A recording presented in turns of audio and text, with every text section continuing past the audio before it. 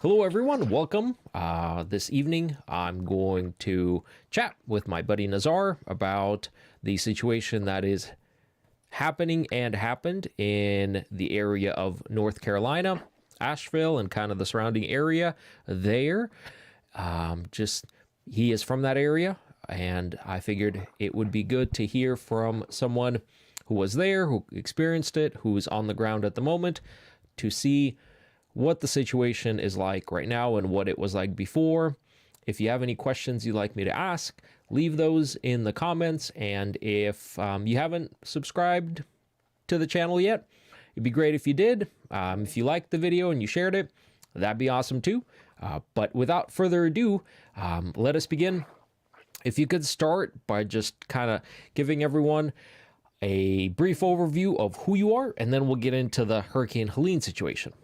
Awesome. Thank you for having me on, Russ. So I go to Genesis AVL Church. I lead Bible studies there. We lead worship there, and we have a podcast. I think you've heard of it, the Genesis Project. So that's Big fan. our ministry. Thank you. Appreciate it.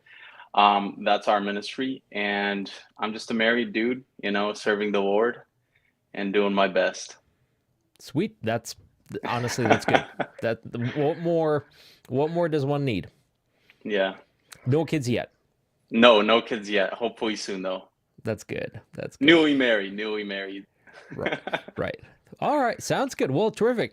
That was the good part. Let's maybe now transition into the part about the not so good part. Hurricane Helene, kind of the timeline leading up to it.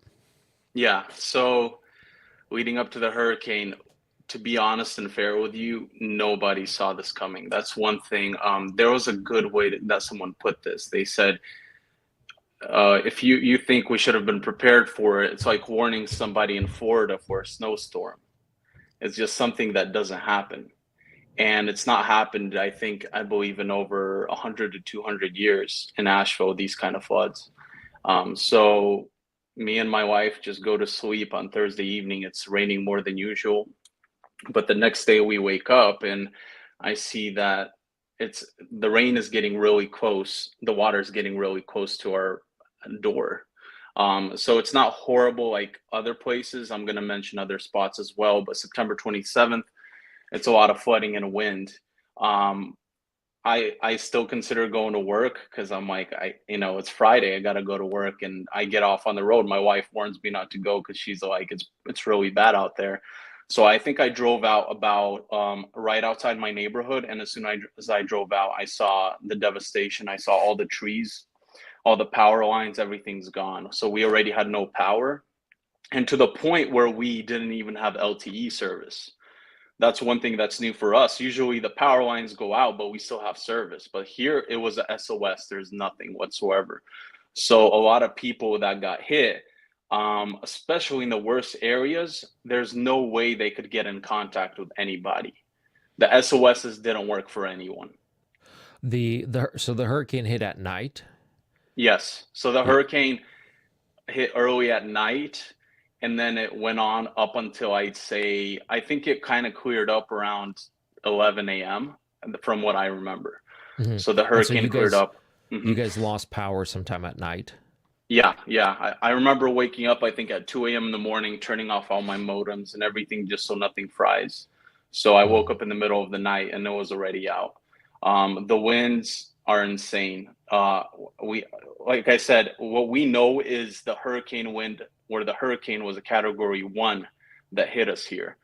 But it's something we've never had the eye hit Western North Carolina and Tennessee like this. This is something that hasn't happened in years, in hundreds of years. Right. So no one was expecting it. So you guys weren't like with Hurricane Milton, where everyone was tracking it and waiting for it to hit Florida. That was not the case with you guys. No, not really. I know the Weather Channels warned us, but maybe I did a bad job at looking at the Weather Channel. But from what I know is they were warning Florida more than North Carolina. Mm-hmm. So Western North Carolina and Tennessee were not really warned. We knew there was going to be some kind of rain, but what hit us was way greater than just a little rain. We had a river. Basically, we have a river that holds all our water, and it got overflowed. And that overflow of the river that we all of us get our water from flowed over, and it Mm. went into Chimney Rock. So Mm. I think, yeah, there's some pictures right there. I think that's fresh off exit 8 right there. But Mm. that's basically the difference. Um, as you can tell, it was horrible. You can't even see the roads there. And Asheville got hit pretty hard. There are places outside like Chimney Rock, Swannanoa, Burnsville. Chimney Rock got basically taken off the map. That's I-40 there.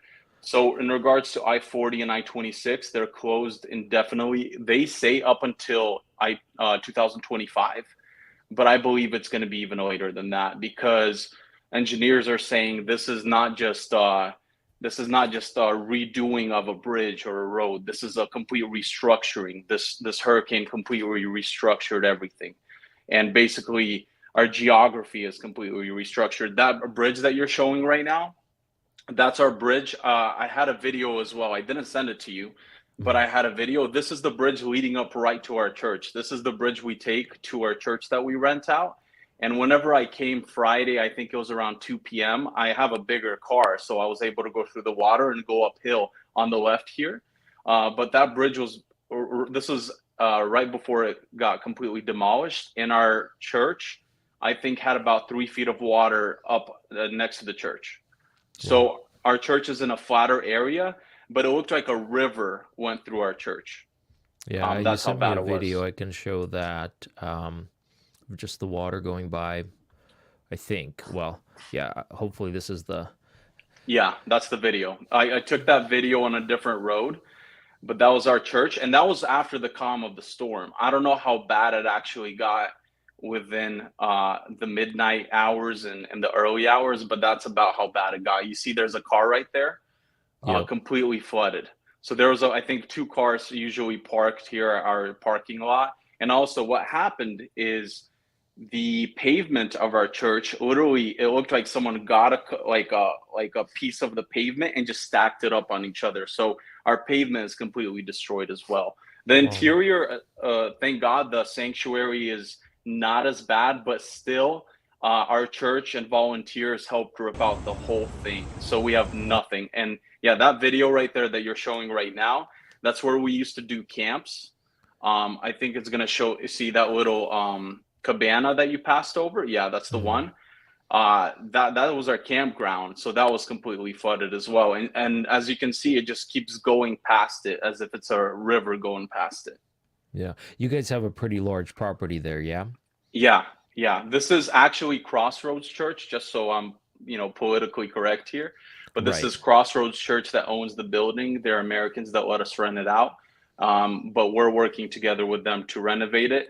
And the beautiful part about it is we're not just renovating, but they're using the parking lots to help feed Monday, Wednesday to Friday, 1 to 5 p.m. They're feeding people with warm meals. And also, we've had on like Monday, Wednesday to Friday, and Saturdays, I was able to go as well. We went out to Burnsville, which is on the exterior of Asheville, and these are areas that don't get as much attention. But I know you have that picture as well of the traffic at Mm. sunset. If you could I show can that. show that, yep. Um, this is a beautiful image. I took this image after we were done, but this is an awesome image to see because these are all American citizens, believers, non-believers. But this is the government wasn't much help here, but these are people that are ordinary citizens just grabbing their trucks. And there was a mile-long line just going to these outside cities like Weaverville, Swannanoa, Burnsville, and all that kind of stuff. So Well, it was really nice to see a lot of people helping out. Um, so, yeah. um, I guess, this is one of the things I talk about somewhat is the idea of prophecy and the prophetic. I don't Hmm. know if you feel comfortable talking about this, but did you guys get any sort of, prophetic warning about something like this No, happening? no, No, we didn't get a prophetic warning. We This was completely off guard. Even the Weather Channel, I feel like, didn't warn us. This is No, something that yeah, it was, was yeah, this was unexpected. something that was completely unexpected. And um, I think one thing I can say in regards to church help, this is something that I would love to encourage people is one thing that the church showed, at least. I'm going to name some churches right now because I think they helped out a lot. Is Biltmore Church, Crossroads, Genesis, Samaritan's Purse. These are some organizations that really put an effort. I know a scripture that in Matthew 25 where it says, "For I was hungry and you gave me something to eat. I was thirsty and you gave me something to drink. I was a stranger and you invited me in." And I know it goes on, but I think in these kind of times, the main thing I want to preface is that they still got together, and this is where our true Christianity showed.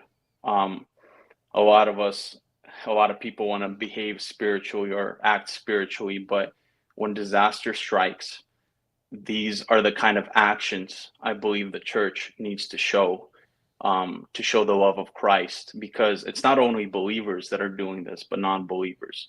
And it's a beautiful thing. And I would encourage churches that are not only, on the West Coast, East Coast, wherever. A lot of time, this changed my perspective a little bit. I know I'm getting a little sidetracked, but it changed my perspective that a lot of times we want to go to different countries, third world countries, and do missionary trips. But the beautiful part is there's people around us within our cities that still need this kind of stuff. So it doesn't matter how spiritual you are if you don't help your neighbor. You know what I mean? Yeah, I mean, right. The Bible says, "Love your neighbor as yourself," and unfortunately, a lot of times we find neighbors in other countries, but the neighbors that are closest to us are the ones left without help, Yeah, yeah, and so our priorities can be somewhat distorted in that sense. yeah, yeah. Um, what are you, is the church still able to meet, or what are your guys' plans for meeting with the church? Yeah, so our plan is we have a wonderful, wonderful sister church. It's called Source of Life. They're also doing a lot of ministry work. They're also hosting our church for the coming months to have services. This is a church actually I was raised in, but everyone really is coming together in Asheville and they're helping each other out. So we have a sister church. It's a Slavic church as well, but our Genesis church is able to use their building for the time being. And they're, like I said, around the clock, there are people within the church that are just always there. There's Mm. people that are getting 2, 3 hours of sleep. Some of us, we're at work, but there's other people that took off. There's people that came out from out of town. We also had Florida come from out of town and help us out as well. And it's just wonderful to see that people are coming together. There's been a lot of different takes on how much the government is doing to help in terms of FEMA and things like that. What has been your experience? Kind of what have you seen in terms of FEMA and other government agencies? Yeah. In regards to FEMA, I firsthand did not experience anything FEMA related. I know people that went to Chimney Rock that spoke about it, that said that they were turned around.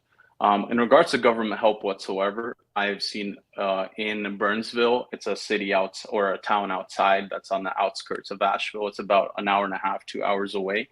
That's where we went. There are military people that are there are certain trucks there, but I wouldn't say there's much help from the government. Everything that you're seeing, and this is what I'd encourage people, is to donate to churches, to schools, and private groups, because these are the people that are actually doing something and they're actually helping. Mm. You These are the mentioned people. Yeah. you Hmm. mentioned Samaritan's Purse, right? They're nonprofit organization that helps. Yeah, yeah. So Yeah. that's one that you can donate to. I don't know how we're going to do it after this podcast, but there's a few other donation links, and people are dispersing this responsibly and stuff like that. I don't want to give you a bad one, so I'm gonna let you know after this this live. I'm gonna do my research and let you know. Try to But figure yeah, out who can be hmm trusted. yeah, yeah, because you want to donate to the right people at the same time. I completely understand when people are donating their money has to be to a reliable source. You know what I mean? Right. But the death toll as well, I want to speak about that. So the official numbers are like 230 deaths, but there's way more. It's beyond that. I think it's small numbers according to what the government is stating, and people are saying there's still bodies turning up in trees and the warehouses that have been washed away, and it's a horrible situation because Swananoa got hit really hard. Chimney Rock got basically Chimney Rock. I didn't send you any pictures, but Chimney Rock got wiped off the face of the earth basically. So Chimney Rock is gone completely. Yeah, and you got to imagine that there were a lot more than 230 people in that town. Yeah.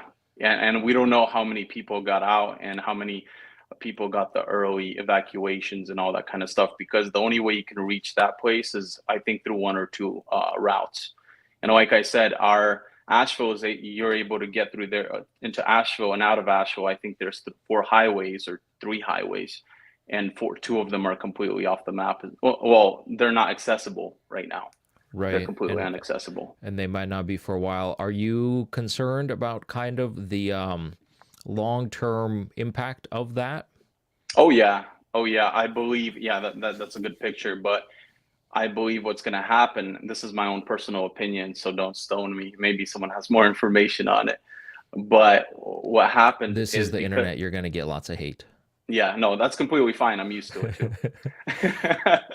We have a podcast, but You know how it goes. yeah. Anyway, I-26 and I-40, they're completely gone. They say they're not going to be done until September or October of 2025. But I I think believe that's it's incredibly optimistic considering yes, how yeah, at the speed that the government works um, yeah, yeah. at. It's going to be way later. I believe it's going to be up to 4 years, 5 years, 6 years. I don't know Yeah. how long it's going to take. And keep in mind, these are not just simple, restructuring of things. This is roads that are completely gone. The geography is completely different. So these are going to be highways that are going to be redone in a way that is going to take years to do. And Asheville is already a small town that's trying to grow, but the highways aren't big, so this is going to cause a lot of traffic. The lumber prices are going to go up. This is something, like I said, this is something people are completely unprepared for. And and like I said, it's like being in Florida and expecting a snowstorm. Um, but this is something that none of us are prepared for. And I would like to urge everybody, not only people on the East Coast, not only people on the that were affected by this. I know Florida just went through something similar. It wasn't as bad as we thought it was going to be, because they were warned, and it kind of went the other way. But to be ready, to be prepared, because one thing this hurricane showed me personally is that we're not prepared for any of it. Um, Generators, water supply, food. There were instances where I heard personally, so I stood in the line twice for gas for the first week for about 2 to 3 hours to get some gas. And we didn't know how long that was going to be because we have no service, no connection. It felt kind of like 100 years ago where people had no cell service. So when you go to someone's house, we'd leave a note on our door and say, hey, we're at this and this person's house.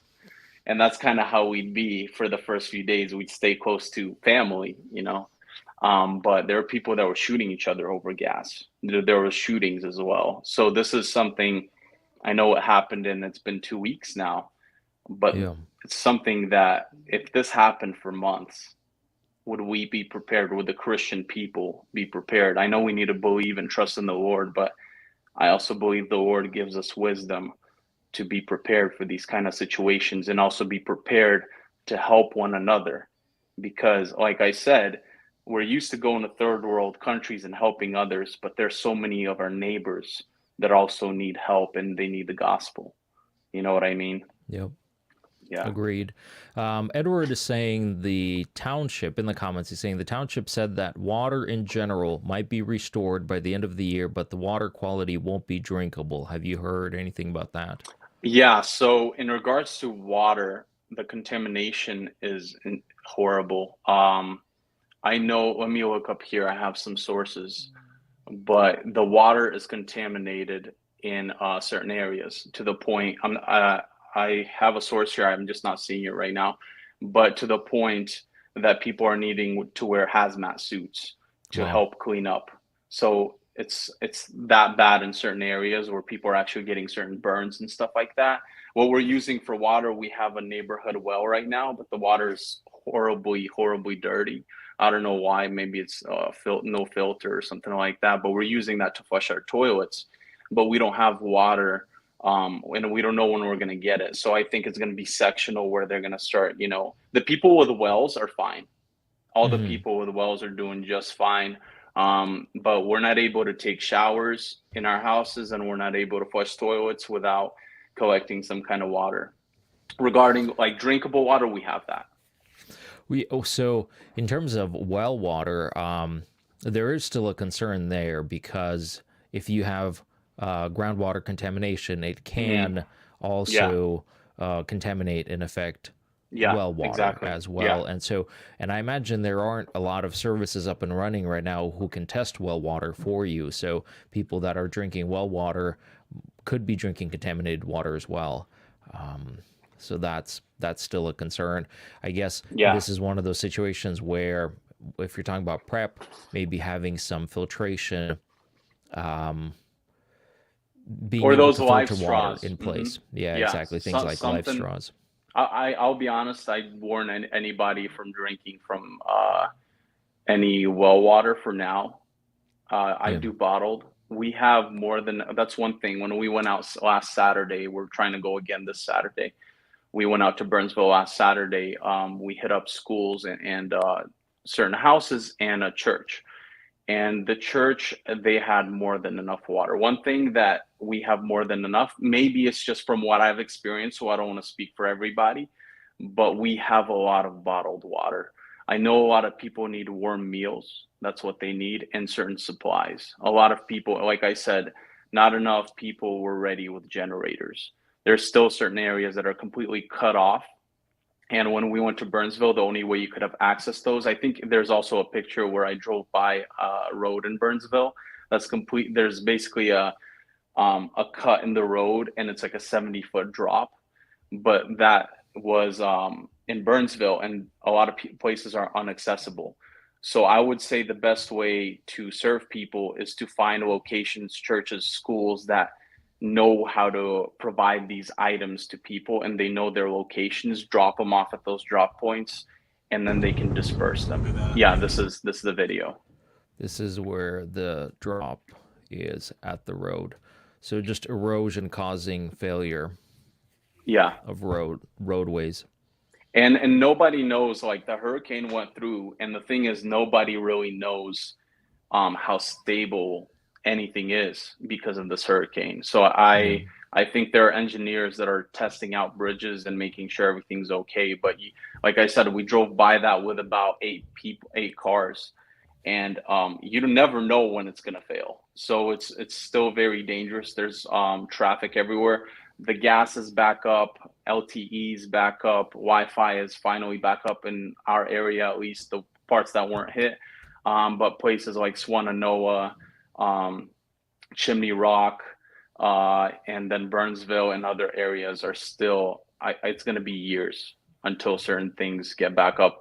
For example, our pastor of Genesis Church, he had a business in Swannanoa, and other people within our church had a business there, and that place got completely flooded. So I know I sent you that link, the GoFundMe link, but that was in regarding to the whole Swannanoa area that completely got flooded. So his business was completely flooded, and I believe they're working on trying to renovate and save as much as they can right now. There's been talk of a lithium mine and some conspiracies around that. Have you heard anything about that? Or do Yeah, you I have heard. any Yeah, takes on that? I heard about it. It's apparently it talks about the Chimney Rock areas and the fact that Western North Carolina has a lot of lithium for our phones and this kind of stuff, and it's connected to Elon Musk. But to be honest with you, I don't know how much of it is true, and I don't have enough information. I want to be a reliable source, so I'm not Right. gonna say something I'm not 100% sure on. No, But that's fair. I heard about that. I heard about that. And I also heard about the cloud seeding and stuff like that. So I'm not 100% certain about them. I'm not gonna say I don't believe it, but I'm not gonna say that I can give you any facts as of now regarding that. Right. No, that makes sense. Yeah, there's no reason to speculate. There's was sorry, I was gonna ask Yeah, no you. problem. Oh, business. Sorry. What is the? I know you mentioned going to work. You still have a job. Like, how many people are affected by the the Yeah. damage in terms of employment?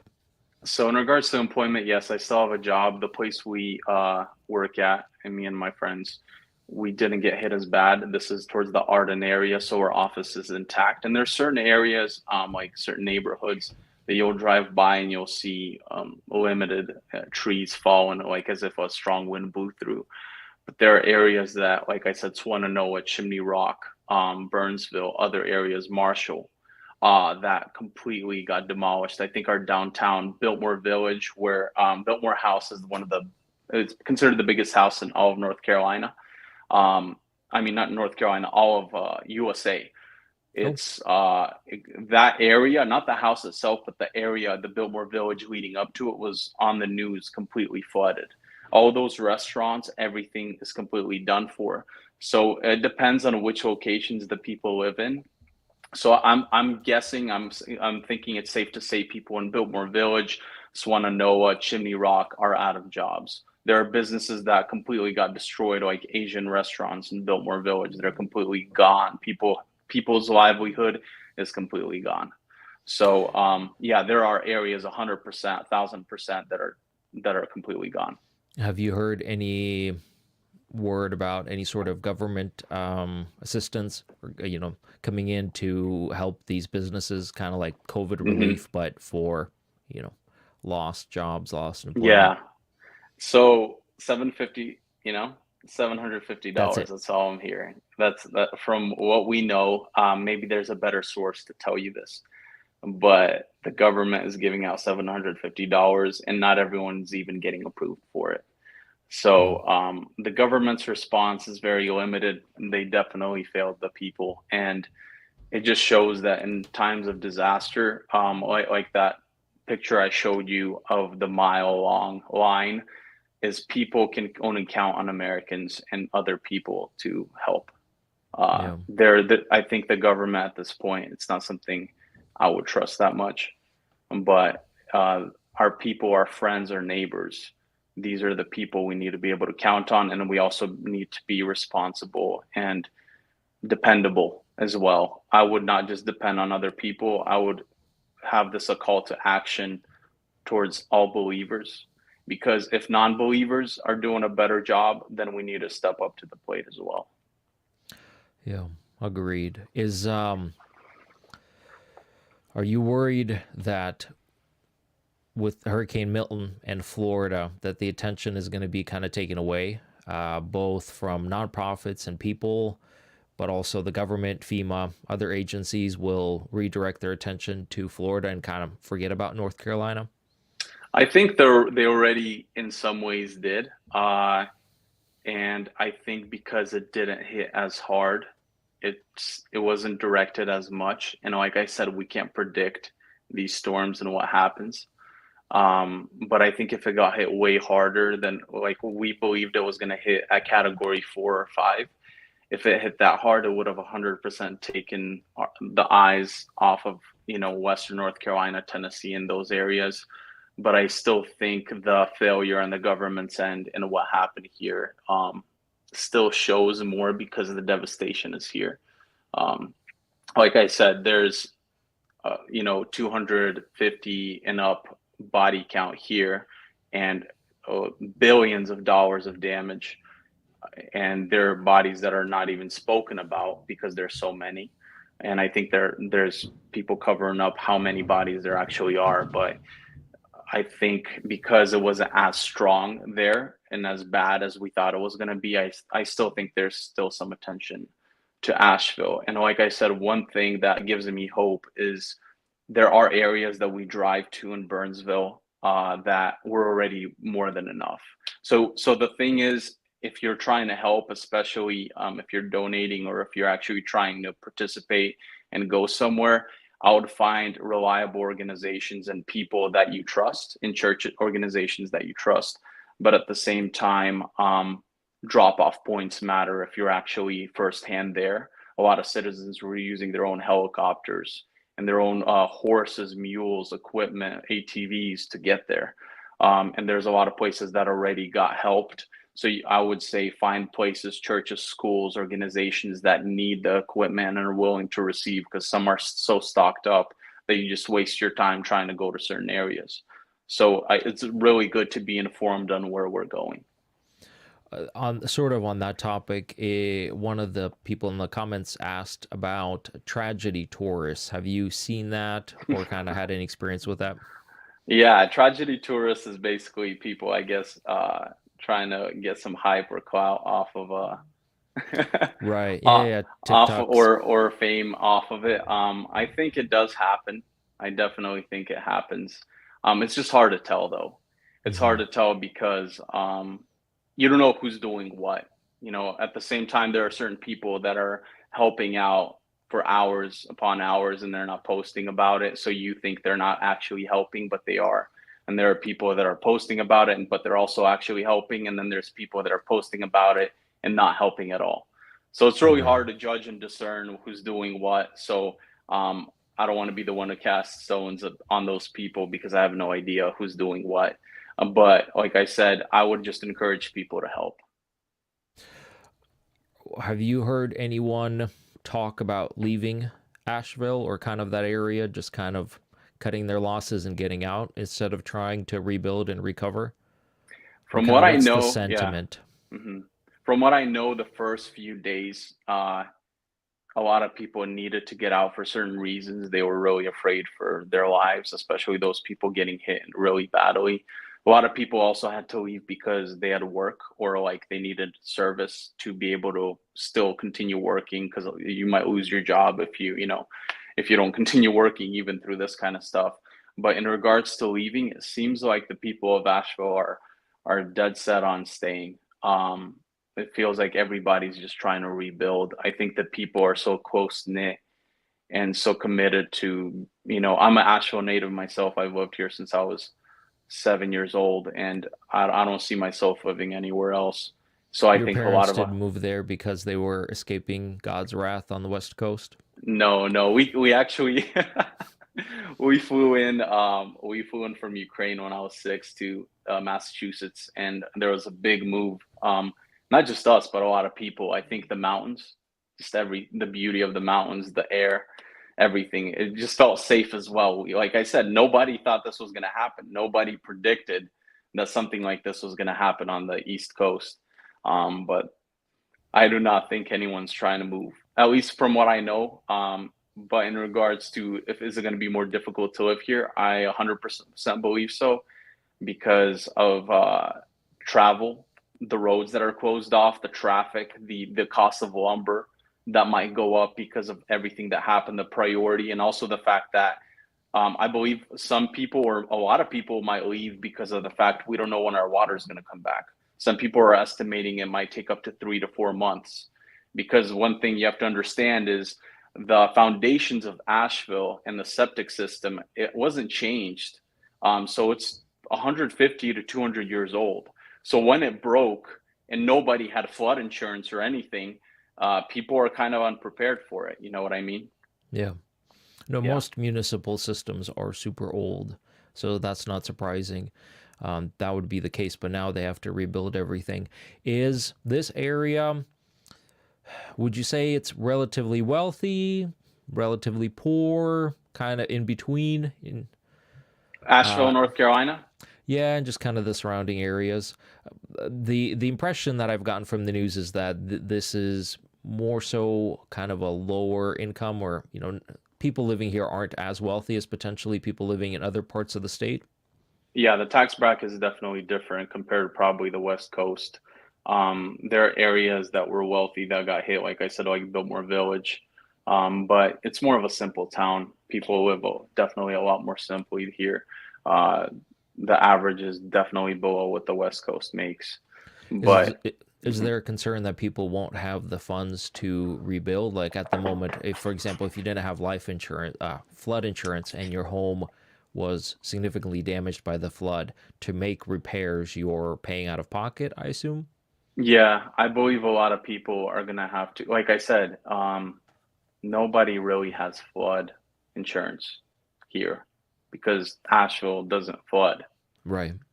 Asheville is in the mountains, it doesn't flood. So I believe a lot of people were unprepared in that sense. This is something that happens not even in our lifetime. So they definitely are going to have to pay out of pockets. And a lot of people are suffering. And a lot of people are definitely, a lot of people lost their houses. I've seen a lot of my friends on Facebook and a lot of people I went to school with that completely lost everything. So, firsthand, I know people that lost houses that we've worked with, or at least we know firsthand, that lost, even their pets and all this kind of stuff. So it's really Is bad. does it get pretty cold in that area? Because right now we're in October. If people don't have adequate shelter come wintertime, is there a concern for that? There is definitely a concern for that, especially in regards to what's going to happen with the water situation. There's not really much. Well, everyone's turned off their heating unless you have those generators, but there's also no city water. So there's definitely a big concern with the colder months coming on because this happened thankfully during the warmer season, which kind of was helpful. And it would have been way more of a tragedy if we didn't have our generators and uh, you know, all of that kind of stuff for our electricity. If this happened, let's say December, we would not be able to do anything. So the fact that it happened when it did is kind in somewhat better than if it did in November or December, but it's about to get cold and people are not going to have any water. So we have drinking water, but we don't have showers. We don't have running water unless you have Right. a well and electricity, and a lot of Yeah. it is on city. So That's scary. yeah, yeah. I think I don't know, I'm pretty scared. Just thinking about the situation because if you don't have money, Hmm. what do you do in a situation like this? Where do you go? Um, you lost your job. Maybe you can apply for unemployment and get some money, but otherwise, I just don't know how do you survive in a situation like this when the vast majority of Americans live paycheck to paycheck? They Yeah, don't have any money saved up. So something like this, just an unexpected catastrophic expense, how do you deal with that? I would say by God's grace and by wisdom, seek communities and churches. I do see a lot of American churches, especially, and I think our Slavic churches are trying to follow this. But I see a lot of help from those communities. I think the American churches structures are a little more prepared for it, I'd say. But go to your local church and see how they can help you. Like I said, there's warm meals, there's materials. Our church is partnered up with Crossroads and churches like Source of Life and other organizations. Biltmore Church, which is an American church, they've partnered to help provide any kind of equipment, any kind of food, warm food, water, all these kind of things. The In regards to jobs, that's something I can't say, because this is something maybe the government is supposed to help with, especially with people with unemployment. I don't know how prepared the government was for something like this. I think they were completely unprepared and unwilling, in my personal opinion. But if you lost your job, it's a very sad situation. Like I said, we have a really tight knit community in the Slavic community where people have jobs, but there's a lot of business owners in the Slavic community that lost their jobs and or lost their businesses. You know what I mean? Yeah. So, in regards to material, food, I believe there's hope. In regards to work, that's a different situation. And like I said, our Slavic people, we have different forms of work. So I feel like it's easier on us. But about the American community, I think it's definitely a lot more difficult. Like I said, a lot of people that work in those restaurants that completely got washed away, or certain areas like that, they're out of a job and out of a business. Yeah. No, I mean, I think anyone looking at the situation where you have a town where two of the three highways going up to it have been wiped out and it has no running water, and who knows when it's going to get running water, the economic impact of that is just catastrophic. Yeah, You're at this point, I think it's safe to say you're pretty much living in a third world country at the moment. Until these things get restored, that's what you have. yeah. So, like I said, it in some sense, at least for my family, feels like we're getting back to normal, other than the running water.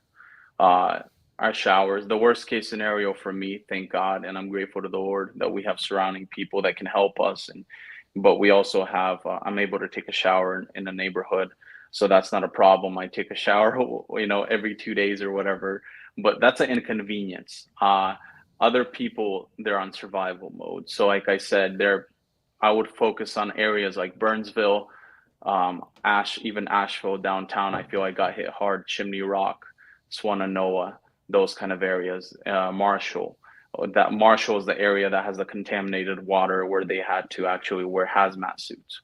So those areas are the areas that I think is going to take over maybe even up to a decade to completely restructure. And I think people are just going to, those areas, I think people are going to move out, and they're going to have to find new homes because, like I said, billions of dollars of damage.